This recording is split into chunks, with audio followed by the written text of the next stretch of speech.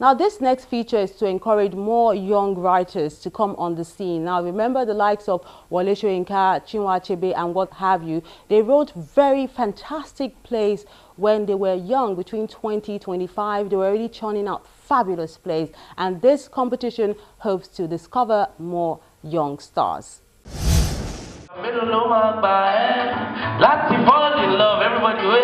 Terra Kulture stands still to receive another first.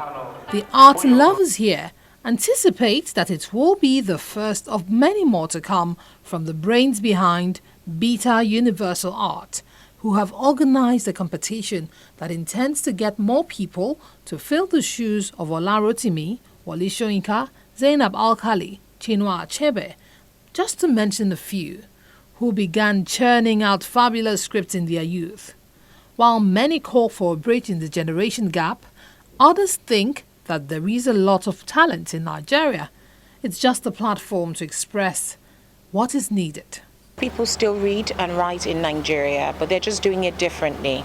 With computers and the internet, it's completely changed the dynamics of how people used to read. So the people still take traditional books, maybe not as much as before, but I would say people are reading and people are definitely writing. And I think in approaching reading and writing in Nigeria is just,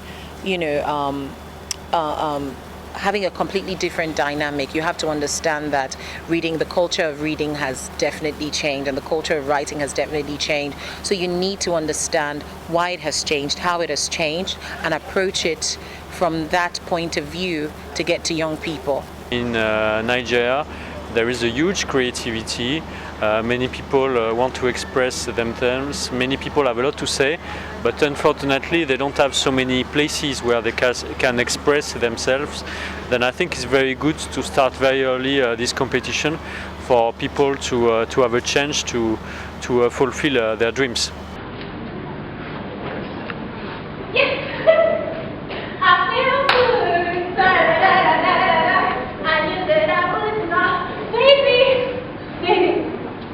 Complete. Why are you shouting? You don't have very all the time.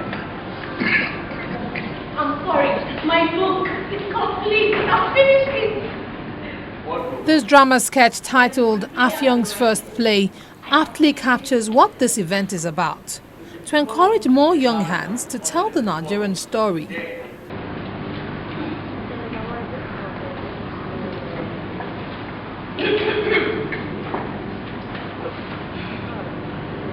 The Hamatan Air. Wait, excuse me. I said, the Hamatan Air. What's the title of this manuscript? But you already know the title. I told you when I started writing it. No, I do not. You're not telling it to me. What is the title? Stockfish.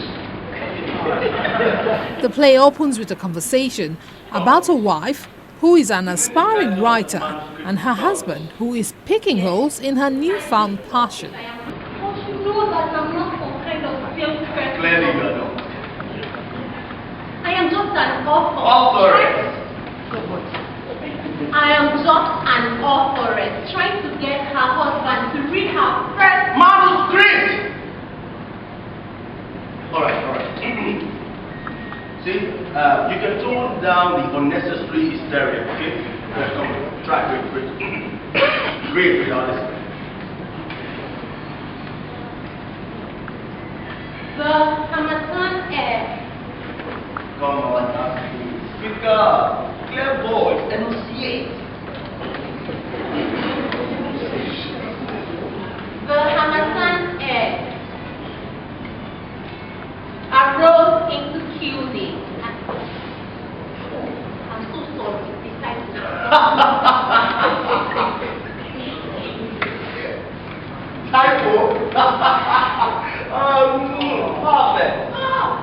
Not to be a thorn in the flesh, the idea is to make her better.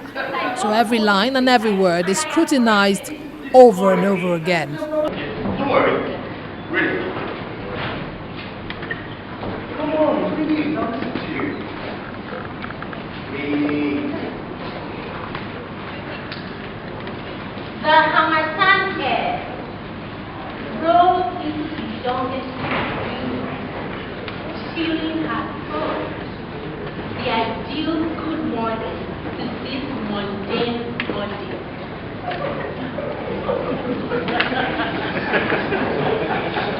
Is that? Yes, that's the first sentence. No, come close. You see, your reading skills are extremely flawed. The wife is trying to appreciate this new role her husband is taking on as critic, but appeals to him to cut her some slack and help her develop this budding talent.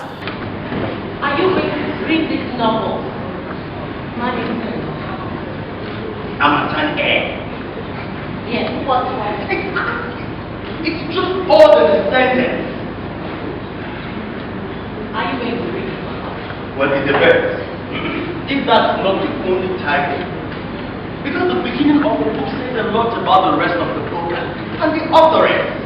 I do not know if it's the only title. That's why I need you to read it. You mean you've not read through your own notebook? Is it too dull to read over? That's a bad habit for a writer to pick up. I have read it. For Christ's sake, anyone can miss this thing. Oh, so you want me to edit it? I thought you said it was complete. It is. I just finished. Finished writing or finished? Oh! You know how much I detest porridge. Are you sure you want to subject me to that? I just need your opinion. No! My opinion and not my editing skill. Okay, how about this? How about you go on and edit it? Or get one of your mildly literate friends to edit it for you, okay? Then bring it back to me and then I'll give you my opinion. Do you understand? Seriously, I don't have time to edit for you. Okay? Now, what is for breakfast? This play is from the stable of one of those who made the cut in the first Beeta competition. 179 entries received across the country were pruned to 9. One of the judges talks about what the panel was looking for. Number one, titles. We wanted to know how they came by their titles and if the titles actually match the stories they've written. Because you see these days, people just write and put titles on stories, what have you. The second thing was the relevance of the story to now, to our contemporary society, to our society, to this present day and age.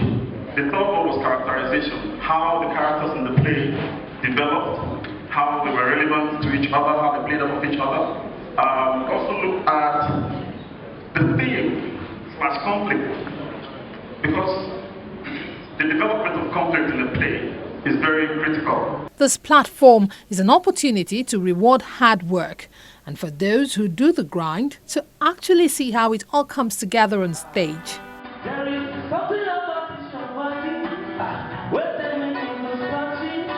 The big winner is Paul Wede, who sees politics in everything. It was in high demand in his play, where he tasks the audience to look at the man in the mirror. The play is called Our Son the Minister. It's about leadership and governance and the role we play as citizens of Nigeria. Oftentimes when a leader is appointed or elected into a leadership position, we always see Nigerians going around them, that's our son, expecting them to give us our share of the national cake. It's a call for us as citizens to hold a mirror at ourselves and look at the roles we play as citizens to the bad leadership we have in Nigeria. A percentage of the prize money will be used towards producing their own plays. We want the end product for them to have their material in their hands to say, we have finished this. We're going to produce the winner's play. That is part of the package. And with the finalists, we're going to take them on a school tour to go and speak to children. We're going to try to see how the end of it for me will be for the plays from this competition to get into the curriculum of schools in Nigeria, and why not? We are the people now, this is our time. So these are the people that the young ones should be reading about, they should be reading their stories. The other finalists talk about what inspired them and the stories that tickled their fancy. Just keep writing, because before this I had faced rejections, but you just have to write through everything. You know, if you feel something isn't good enough, give it to people, get feedback, and just keep on editing. Even if you scrap it, it could always, if it's something small, it could always become something bigger, or it could turn into something else. Just don't give up on it. I'm not a perfect writer, and I want to be better. So I think the money should be used to probably publish one of my plays, and at the same time used to further, to sharpen my creative ability so that I can get better and I can produce better works. The storyline is key to having a great production. The more writers we have, the merrier.